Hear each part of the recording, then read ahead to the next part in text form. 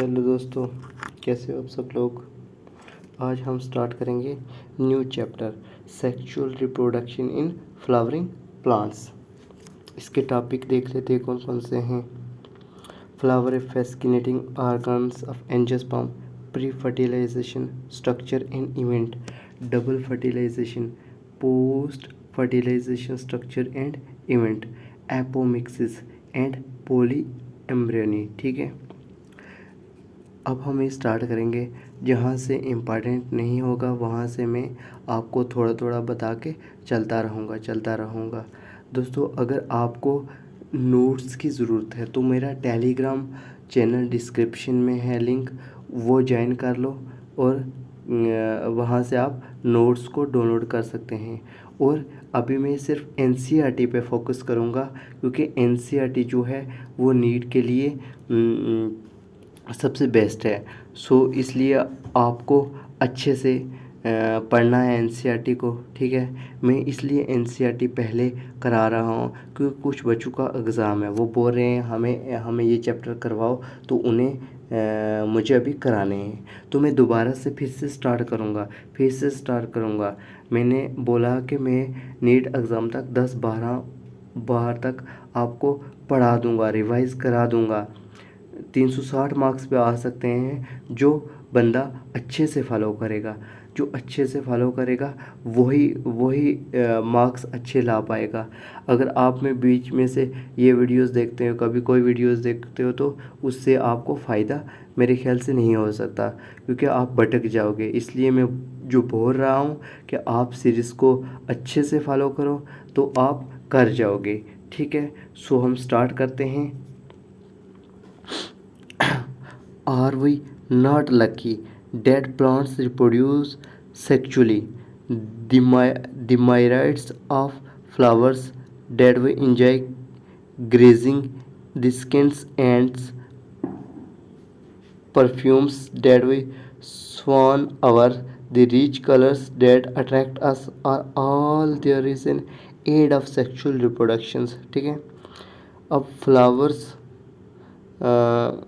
तीन एड्स हैं, माइराइड्स और स्किन्स और कलर्स। ठीक है, एक मिनट मुझे ब्रश लगा।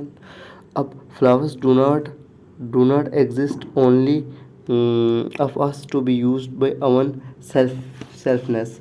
All flowering plants show sexual reproduction। जहाँ से मेन पॉइंट आएगा, इम्पॉर्टेंट आएगा, वो मैं आपको बता दूंगा। ठीक है, ये इम्पॉर्टेंट है। अब a look at the diversity of structures of inflorescence फूल को बोलते हैं। Flowers and floral parts show an amazing range of adaptations to ensure formation of the end product of sexual reproductions, the flowers and seeds. In this chapter, let us understand the morphology, structure and the process of sexual reproductions in flowering plants in angiosperm। ठीक है, अब हमें थोड़ा नीचे जाना है, start करना है। हमारा जो फर्स्ट टॉपिक है, flower a fascinating organ in of angiosperm. ठीक है, humans being have human beings have had an intimate relationship with flowers since time immortal। ठीक है, अब flowers are objects of aesthetic, ornamentals, social, religious and cultural value. They have always been used as symbols for conveying important human feelings such as love, affection किसको बोलते हैं, प्यार को, मोहब्बत को बोलते हैं। ठीक है, हैप्पीनेस, ठीक है, grief, mourning etcetera. List at 5 flowers ornamentals values and are commonly cultivated at। एक मिनट में इसको हटा रहा था। अब ये आगे डायग्राम आ गई है, इसको पहले हम करेंगे। जैसे मैं कुछ आपको पॉइंट्स बताऊंगा, वो इम्पॉर्टेंट पॉइंट्स हैं, वो आपको दिमाग में रखने हैं। जो जो नीट के स्टूडेंट्स हैं उनको तो पता ही होगा, लेकिन जो 12th में पढ़ते हैं उनके लिए मैं बताऊंगा, और नीट्स के भी बंदे जो देख रहे हैं वो भी अच्छे से देखें, ठीक है, इसको समझें क्या मैं बता रहा हूँ। जैसे कि स्टेमन जो है वो किस किस पार्ट से मिला है, एंथर और प्लस फिलामेंट से मिलकर एक स्टेमन बनता है। अब पिस्टल और कार्पल एक ही चीज़ है, पिस्टल या कार्पल कहो, ये किससे बनती है, 3 चीज़ों से, स्टिग्मा, स्टाइल और ओवरी से मिलकर बनती है। अब जो अब मैं आपको बताऊंगा, जैसे कि ये फूल है, एक मिनट थोड़ा कम करने दो, जैसे फूल है, हाँ दिख रहा है, जैसे फूल है, इसमें ये वाला पार्ट जो है ये क्या है, पेटल, ठीक है, इसको करोला भी बोलते हैं, ठीक है। ये क्या करता है, अट्रैक्ट करता है, पोलिनेटर्स, इंसेक्ट को अट्रैक्ट करता है अपनी अपनी तरफ, ठीक है। ब्राइटली कलर का होता है जो पेटल होता है। अब ये क्या है, ये फिलामेंट है, ठीक है। ये क्या है, एंथर है, बाइलोब्ड, ठीक है। अब ये क्या, कैलिक्स, सेप्पल, सेप्पल में क्या था, जैसे मैंने उर्दू में लिखा है फूल पत्ती बोलते हैं इसको। ये प्रोटेक्शन करती है इन बर्ड स्टेज, ठीक है। अब wall of ovary forms wall of fruits, pericarp, इसको रहने दो, चलो। अब क्या है कि गाइनोशियम जो है फीमेल रिप्रोडक्टिव पार्ट है, और मे बी एपोकार्पस अगर होगा तो पिस्टल फ्यूज होगी, अगर सिन कार्पस होगा सॉरी एपोकार्पस होगा पिस्टल फ्री होगी, और साइन कार्पस होगा पिस्टल फ्यूज्ड होगी, ठीक है। अब ये जो है स्टाइल जो है, ओवरी और इन्फीरियर इन पोजिशन, जो भी है स्टाइल है, ये फीमेल पार्ट है, ठीक है। ये क्या है, स्टिग्मा, ये कौन सी जगह है जहाँ पोलन पिस्टल इंट्रैक्शन होती है, ये कौन सी जगह है, स्टिग्मा, जहाँ पोलन पिस्टल इंट्रैक्शन होती है ये, और ये मैंने बताया था एंथर है ये, ठीक है। ये diagrammatic representation L of a flower, ठीक है, लॉन्गिट्यूडनल साइज ऑफ फ्लावर। अब हम नीचे चलेंगे टॉपिक की ओर। हाँ नहीं, अभी नहीं जूम हुआ, अब हो गया मेरे ख्याल से, ये सेट हो गया बस, ठीक है। हम आगे चलते हैं।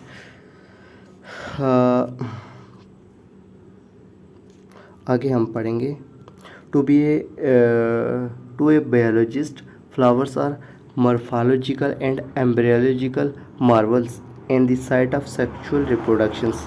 In class 11th you have read the various parts of flowers will help you recall the parts of a typically flowers. Can you name the 2 parts in a flowers in which the most important units of sexual reproduction development, ठीक है, स्टेमन carpel, ठीक है। अब ये lines जैसे कि ये जो हैं ये मैंने इम्पॉर्टेंट की है, ठीक है, फ्लावर्स के लिए।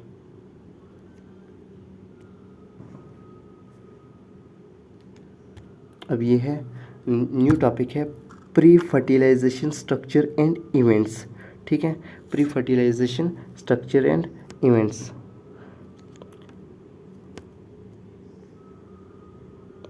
यहाँ क्या होता है, गैमेटोजेनेसिस होता है, माइक्रोस्पोरोजेनेसिस किस में होता है, मेल में होता है, और मेगास्पोरोजेनेसिस जो है वो फीमेल में होता है।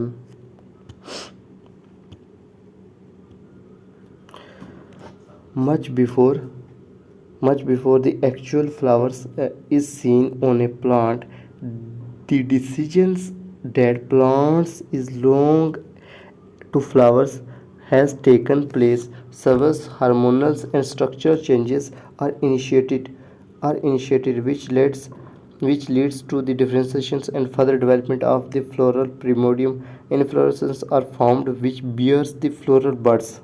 Inflorescences are formed which forms the floral buds. and then the flowers. In the flowers, the male and the female reproductive structure, androecium and gynoecium, androecium male और गाइनोशियम जो है फीमेल रिप्रोडक्टिव, ठीक है, differentiates and develop. You will recollect that the androecium consists of a whorls of stamens representing the male reproductive organ. ठीक है. अब gynoecium जो है वो रिप्रेजेंट करता है फीमेल रिप्रोडक्टिव ऑर्गन. ठीक है. वोल का मतलब होता है चक्की. ठीक है, फूल का गुच्छा. अब न्यू टॉपिक ये स्टेमन, माइक्रोस्पोरेंजियम एंड पोलन ग्रेन. ठीक है, एंड पोलन ग्रेन. स्टेमन, अच्छा कुछ बच्चों को यही नहीं समझ में आएगा कि स्टेमन को ही माइक्रोस्पोरेंजियम बोलते हैं और इसी को पोलन ग्रेन बोलते हैं. ये चीज़ समझ लीजिए. ठीक है. अब हम फिगर 2.2 की मतलब इस ए को देखेंगे, ए पार्ट को देखेंगे, वो मैं आपको आगे बताऊंगा. Show that 2 parts of A typical stamens. एक मिनट आपको बता ही देता हूँ. इसको काटना पड़ेगा, पहले कट नहीं रहा ये. चलो मैं बाद में बताऊंगा आपको. Flowers, 2 parts of a typically stamens, the long and slender stalk called the filament and the terminal generally bilobed structures called the anther. The proximal end of the filament is attached to the thalamus or the petals of the flowers.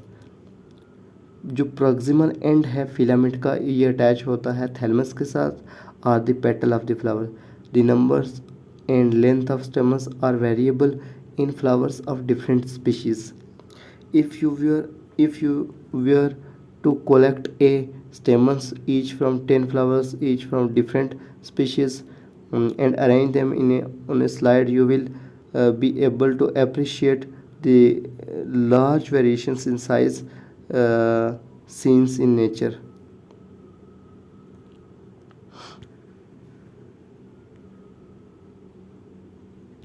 Careful observations of each stamens under a desiccating microscope and making neat diagram would elucidate the range and shape of attachment of anther in different flowers. A typical angiosperm anther is bilobed. एक typical angiosperm anther जो है वो कैसा है, bilobed है, with each lobe having 2 theca. हर एक lobe की 2 theca होंगे. जैसे ये है, ये 2 थीका है. ये कौन सी है, फिलामेंट है. ये क्या है, फिलामेंट है. अभी लिखने नहीं हो रहा है पेन से. 2 थीका है. They are dithecous. ठीक है. फिगर 2.2 की बी पार्ट ये वाला. ठीक है. अब after a longitudinal groove runs lengthwise separating the theca. Let us understand the various types of tissues and their organization in the transverse sections of an anther. अब figure 2.3 का ए part ये बता रहे हैं जो the bilobed nature of an anther is very distinct in the transverse sections of an anther. The anther is a 4-sided tetragonal structures consisting of 4 microsporangia located at the corners, 2 in each theca.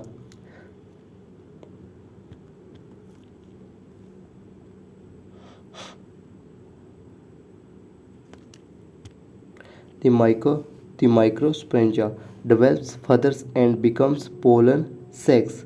They extend longitudinally and through the length of an anther and packed with the pollen grains. अब structure of microsporangium. Structure कौन सा है, microsporangium का. In a transverse sections a typically microsporangium appears near a circle in outline. It is generally surrounded by 4 wall layers. ठीक है. 2.3 figure. अब ये figure मैं आपको बताऊंगा. जो एपिडर्मिस है, एंडोथीशियम है, मिडल लेयर्स है एंड टेप्टम है. The outer three wall layers perform the functions of protections and help in dehiscence of anther to release the pollens. The innermost wall layer इस टेप्टम इनरमोस्ट लेयर्स जो है उसको टेप्टम बोलेंगे. ये न्यूरिश करेगी डेवलपिंग पोलन ग्रेन्स को. Cells of the tapetum possess dense cytoplasm and generally have more than one nucleus. Tapetum के पास more than one nucleus होगी. ये इम्पॉर्टेंट है. cells of the tapetum possess dense cytoplasm and generally have more than one nucleus. अब मैं आपको diagram पहले बता देता हूँ. जैसे कि एक टिपिकली स्टेमन, इसको छोटा करना पड़ेगा. हाँ, एक typically stamens 3 dimensions cut sections of an anther. एक टिपिकल स्टेमन कैसा होता है? ये वाला है स्टेमन. एक टिपिकल स्टेमन जैसे ये है फिलामेंट, ये है एंथर. एंथर कैसे हैं? बाई लोब्ड हैं, 2 लोब्ड बने हैं. ठीक है, आप देख सकते हो. ठीक है, अब ये जो है 3 डायमेंशनल कट सेक्शन व्यू जो है ये वाला डायग्राम है. इसका है लाइन ऑफ डेहिसेंस हैं, इसमें पोलन सैक हैं. अब पोलन ग्रेन्स ये यहाँ क्या है? पोलन ग्रेन्स हैं. ठीक है, अब ये वाला जो है स्टेमन जो है, इसमें ये वाला पार्ट थैलमस है. ऐसे एनसीईआरटी में तो नहीं लिखा. प्रॉक्सिमल पार्ट ये वाला है. ठीक है, अब हम आगे चलेंगे और पहले मैं आपको दूसरी डायग्राम दिखा लेता हूँ, फिर आपको पढ़ाऊँगा. जैसे ये है एपिडर्मस. सबसे एक minute. Transfer sections of an anther. ठीक है, enlarged view of microspongum showing wall layers, immature dehiscent anther. ये तीन जो है डायग्राम है. ट्रांसफर सेक्शन वाली ये है और enlarged view of microspongum showing all layers ये वाला है. अब तीसरी डायग्राम ये है मैच्योर डेहिसाइज्ड एंथर की. अब फिर हम यहाँ से शुरू करेंगे. एक मिनट, इसको सेट कर लेते हैं. हाँ, हो गया अब ये सेट. अब हम करते हैं. कहाँ पहुँचे थे? हाँ, पता चल गया.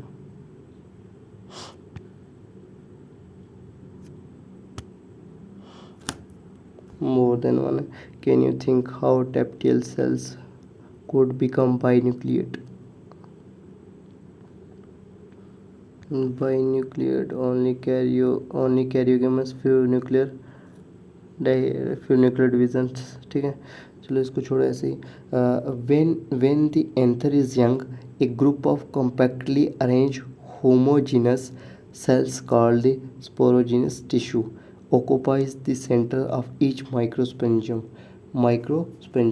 जब एंथर यंग हो जाता है, एक group of compactly arrange homogenous cell जो होते हैं उसको स्पोरोजीनस टिश्यू बोलते हैं, जो सेंटर में होता है हर एक सेल में. ठीक है, स्पोरोजीनस टिश्यू हर एक सेल के दरमियान में. अब माइक्रोस्पोरोजीनेसिस जो है वो कौन सा प्रोसेस है? एज द एंथर डेवलप, जब एंथर डेवलप हो जाते हैं, the cells of the sporogenous tissue undergo meiotic divisions to form microspore tetrad. What would be the ploidy of the cells of the tetrad? अब हम आगे चलते हैं. एक कटे तो अब कटेगा. अब इस डायग्राम का थोड़ा सा मैं बता देता हूँ आपको. जैसे कि ये डायग्राम है, ये डायग्राम है. ये कौन सा पार्ट है?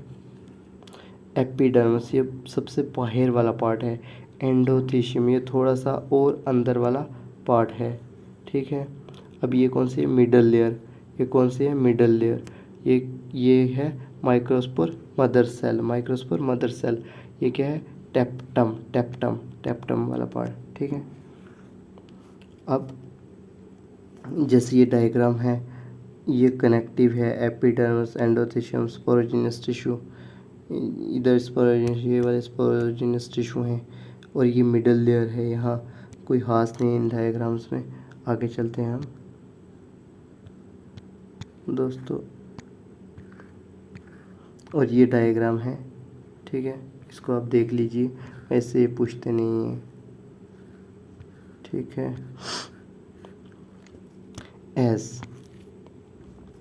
As each cell of the sporogenous tissue is capable of growing rise to a microspore tetrad, each one is a potential or microspore mother cell. The process of formations of microspore from a pollen mother cell PMC through meiosis is called microsporogenesis. The microspore, as they are formed, are arranged in a clusters of four cells, the microspore tetrad. Clusters of four cell microspore tetrad. As the anther mature and dehydrate, the microspore dissociate from each other and develops into pollen grains. ठीक है, inside each microsporium several thousands of microspore or pollen grains are formed that are released with the help with the dehiscence of anther, figure 2.3 का section C. ठीक है, उसको छोड़िए दोस्तों। अब ये है पोलन ग्रेन। पोलन ग्रेन क्या चीज़ होती है? The pollen grain represent the male gametes. If you touch the opened anther of hibiscus or any other flowers, you would find depositions of yellowish powdery pollen grains on your fingers. ये बता रहा है कि जब आप किसी भी पौधे को टच करते हैं, ओपन एंथर हिबिस्कस या किसी दूसरे फ्लावर को आप टच करते हैं तो क्या होता है, एक येलोइश पाउडरी कलर का पोलन ग्रेन्स आपकी नेल्स मतलब फिंगर्स पे लगता है। ठीक है, sprinkle these grains on a drop of water taken on a glass slide and observe under अब ये जैसे ये डायग्राम है, scanning electron microscope few pollen grains, ये ऐसे दिखती हैं। ठीक है, अब a microscope you will really be amazed at a variety of architecture, size, shapes, colors, designs seen on the pollen grains from different species. अब pollen grains are generally spherical. Pollen grains जो है वो generally कैसा होता है, spherical होता है, measuring about 25 to 15 metres in diameter. ठीक है, it has a prominent two layers wall. ठीक है, दो लेयर्स वाल होती हैं। The hard outer layer called the axine is made up of sporopollen. जो हार्ड outer layer है उसको क्या बोलते हैं, स्पोरोपोलिनिन। ठीक है, which is one of the most resistance organic matter known. उसको कैसे जाना जाता है, most resistant organic material known. It can withstand high temperature and strong acid and alkali. ठीक है, थोड़ा थोड़ा देखते जाइए, ये थोड़ा important. No enzyme that degrades sporopollenin is so far known. ठीक है, अब pollen grains exines has prominent apertures called germ pores where sporopollen is absent। ठीक है, जहाँ स्पोरोपोलिन एब्सेंट होता है। Pollen grains are well preserved as fossils because of the presence of sporopollen।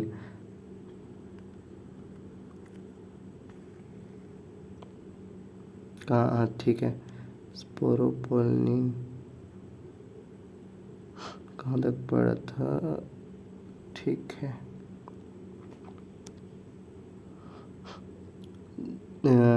The axine exhibit fascinating array of patterns and designs. What is the functions of germ pore? The inner walls of the pollen grains is called the intine. Inner वास जो है उसको बोलते हैं intine. It is thin and continuous layers made up of cellulose and pectin. Inner layer किसकी बनती है? Cellulose और पेक्टिन की बनती है। ठीक है। अगर कोई पूछेगा कोई कौन पूछेगा, एनटीए पूछ लेगी क्वेश्चन और कौन पूछेगा। The cytoplasm of pollen grains is surrounded by A plasma membrane. ठीक है। साइटोप्लाज्म जो पोलन ग्रेन में जो सराउंडेड है वो प्लाज्मा मेम्ब्रेन की होती है। ठीक है। अब when the pollen grain is mature it contains two cells, vegetative cells और दूसरा कौन सा है? Generative cells. वेजिटेटिव सेल और जेनेटिव सेल्स।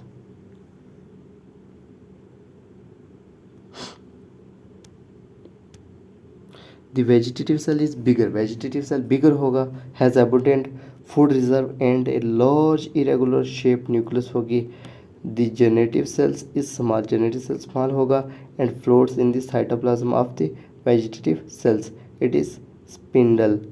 ये मैं पहले आपको डायग्राम बता देता हूँ, फिर आपको समझ आएगा वेजिटेटिव सेल कौन सा बड़ा है कौन सा छोटा है क्या नहीं। जैसे ये है एक्साइंस, यहाँ से माइक्रोस्पोर डिहाइड्रेट होकर क्या बनता है? पोलन बनता है। अब ये क्या है? वैक्यूल्स हैं। ये क्या है? न्यूक्लियस। ये वाले दो कौन से हैं? सॉरी एक मिनट। हाँ, अब ये क्या है? Vacuoles, nucleus.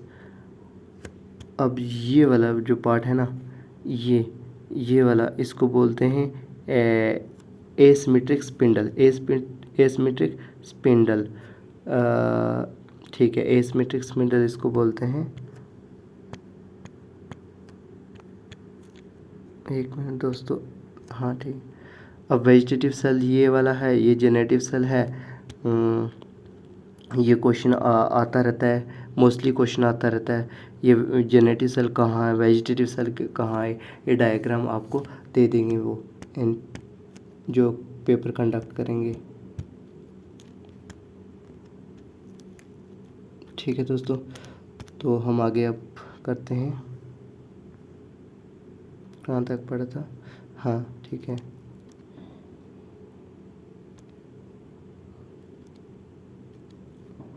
दोस्तों थोड़ी दिक्कत आ रही है पेन में, इसको साइड में ले जाते हैं पहले। अब करते हैं। हाँ हो गया, इसको भी साइड में ले जाते हैं। अब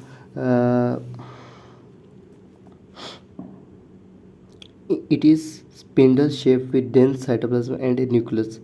In our 60% of angiosperm, pollen grains are shed at this two-celled stage. ठीक है। In the remaining species, the genetic cells divides mitotically to give rise to male gametes. ठीक है। Before pollen grains are shed at three-celled stage. ठीक है। अब pollen grains of many species cause allergies, bronchial afflictions in some peoples, often leading to chronic respiratory disorder, asthma or bronchitis, etc. It may be mentioned that Parthenium or carrot grass that came into India as a contaminant with imported wheat. ठीक है, parthenium आया था imported wheat के साथ India में। ठीक है। Has become ambiguous in occurrence and cause pollen allergy. Sorry, थोड़ी दिक्कत आ रही है दोस्तों, पेन नहीं चल रहा मेरा। एक मिनट, अब चलेगा। अब भी नहीं चल रहा। हाँ चल गया। सो हम आगे करते हैं।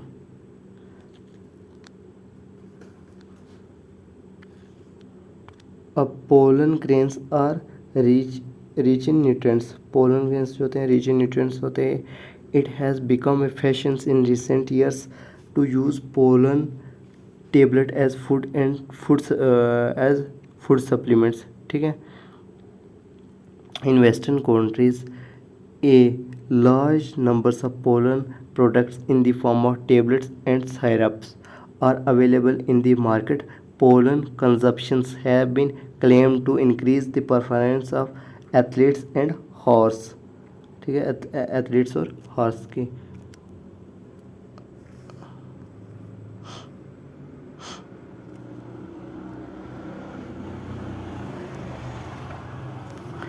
When once they are shed, pollen grains have to land on the stigma before they lose viability. If they have bring about fertilizations, how long do you think? How long do you think the pollen grains retain viability? The periods for which pollen grains remain viable, high, highly variable, and to some extent depends on the prevailing temperatures and humidity. In some cereals such as rice and wheat, pollen grains lose viability in just within 30 days, within 30 minutes, ठीक है, after release. And in some members of Rosaceae, Leguminosae or Solanaceae, they maintain viability for months के लिए, ठीक है। You may have heard of storing semen, sperm of many animals including humans for artificially insemination. It possible to store pollen grains of a large numbers of species for years in liquid nitrogen degree कितनी degree -196 degree Celsius पे sperm को store करते हैं, ठीक है। इसको बोलते हैं क्रायो प्रिजर्वेशंस या पोलन बैंक में, ठीक है, जिंदा रहना, ठीक है। वाइबिलिटी का मतलब जिंदा। Such stored pollen grains are used as pollen banks बोलते हैं, ठीक है। Similar to seed bank, similar होता है सीड बैंक के इन क्रॉप ब्रीडिंग प्रोग्राम्स में। सो हम यहीं तक रखेंगे क्योंकि आगे नेक्स्ट टॉपिक जो है नेक्स्ट लेक्चर में करेंगे, ठीक है।